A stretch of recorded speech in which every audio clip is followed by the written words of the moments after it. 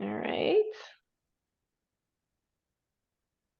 Hi, everybody. I'm Marielle Gauthier. I'm a certified executive leadership coach and the owner of Redworks Communications and Coaching, located in Saskatoon, Saskatchewan, in Western Canada. Thanks, Marielle. And I'm Anita the Passionista Torres, a certified executive leadership coach and owner of Passion Powered Leadership Coaching and Consulting. I'm coming to you from Central Florida. And we're so happy to introduce a colleague, Carol Brainard, a certified executive coach and consultant who has questions about our upcoming workshop on beating imposter syndrome and increasing your leadership presence. Carol, thank you so much for joining us today. Yes, Oh, and thank you for inviting me to be part of your conversation. This is a really important topic about something we coaches encounter all too frequently with our clients. And I'm so glad you've created this program to help people out with this. So let me get started with a little background question. What exactly is imposter syndrome, and what do we know about it? Excellent, Carol. That's a great question to open our discussion. I have so many clients who describe the symptoms of imposter syndrome and don't know how to name it. Simply put, imposter syndrome is a feeling that your success and achievements are due to luck rather than ability, right? Creating that fear that others are eventually going to find out you're a fraud. Imposter syndrome causes all of us, because we are all included, to have negative inner conversations with ourselves. Yeah. And to add to what Anita has just said, it's also that overwhelming feeling that you don't deserve your level of success and that you feel like a failure despite all of your achievements. And I've had numerous conversations with highly accomplished friends and colleagues and coaching clients who feel this way. Exactly.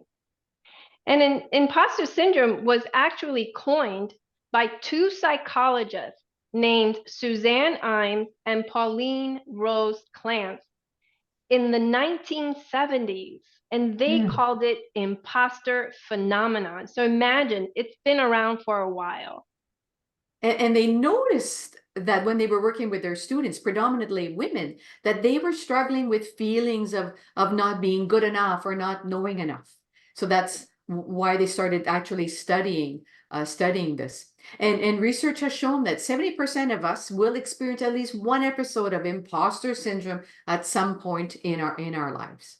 Oh, gosh. Exactly. Yes.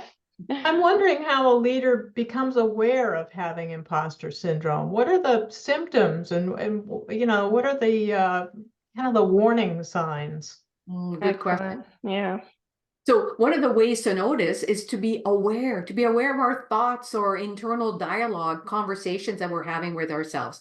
Are they positive or are they negative? And if they're negative, are you either criticizing or judging yourself? And a few examples, Carol, include saying to yourself, I'm not good enough, or I don't know enough, or I'm not as good as so-and-so, or I will never be like them or as good as them. And I won't do it if I can't get it right. Yes, that pesky perfectionist that many of us are, right?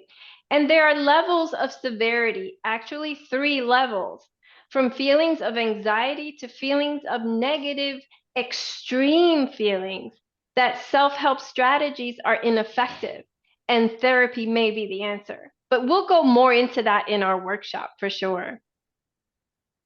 Well, you've really described kind of a wide range of feelings and behaviors here. So if any of these apply to me, where do I begin to make some changes that will maybe manage this or get rid of it altogether? Yeah, let's beat that imposter syndrome. Right, Marielle?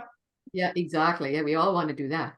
So Carol, the primary tool that we're going to be using in our workshop is we're going to be using a research-based framework called Positive Intelligence. And this was developed by Shirzad Chamine. And through this framework, we're going to learn to strengthen our mental fitness level in order to reduce those negative thoughts and those potential hijacks to increase our positive thinking and our actions. Exactly. So more about negative mindset, I'm sorry, about the mental fitness. Sure. Mental fitness refers to the strength and the resilience of our mind and our ability to handle stress. It really is about how well we handle life's challenges with a positive mindset rather than a negative. So Yeah. say more about negative mindset. Okay, cool.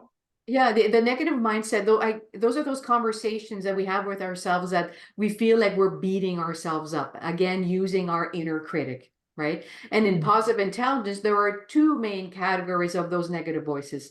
The first one is the master saboteur. This is our judge. This is where we're judging ourselves, others, in situations. And the thing is that that master saboteur uses accomplice saboteurs to help him or her do the good job. Exactly.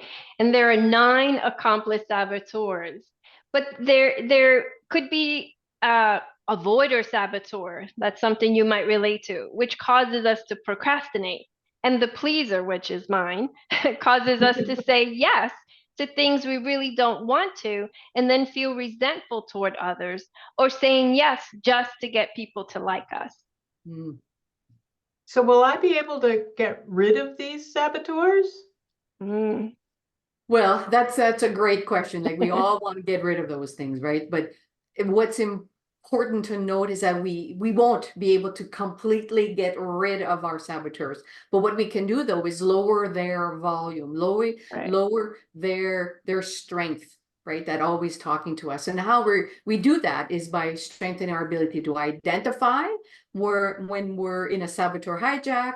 We then want to intercept those saboteurs and then strengthen our sage muscles, which is our positive mindset. And in our workshop, we're going to explore how to do this. Exactly. So say more about the workshop. Yay, great. Our program, Carol, is designed for leaders like you, especially women with imposter syndrome. We offer a live virtual 6-hour in 3-hour sessions, so 2 3-hour sessions. And it's highly interactive workshop designed to support leaders to beat imposter syndrome. It's an opportunity to cultivate self-worth and self-confidence so we have a stronger leadership presence. So what kind of experience will I expect to have in a workshop like this? Well, in the way we designed the workshop is that we wanted to make it very comfortable for leaders. So because they're going to be exploring, they're going to be sharing in an very informal and informative setting with like-minded leaders. So, you know, if you felt any of these, there's nothing wrong with any of these. It's just saying, okay, being aware of it and saying, okay, now I don't want to think like that anymore. So Carol, if you're ready to beat imposter syndrome, to learn more and to register, I invite you and others to visit our respective websites. If you're in Canada, visit us at redworkscoaching.com. And then if you're in the States, you can visit Anita's website at passionpoweredleadership.com. And let's not forget to tell them, Marielle and Carol, we're going to have lots of fun going through this program. Oh, absolutely. Absolutely. Lots of fun. So thank you so much, Carol, for taking the time. We know you're a very busy coach and consultant. So thank you for talking to us about imposter syndrome. Oh, and thank you for putting this program together and telling us all about it. Thank you, Carol. So much. Bye. We're excited. Okay. Bye-bye, everybody. Bye.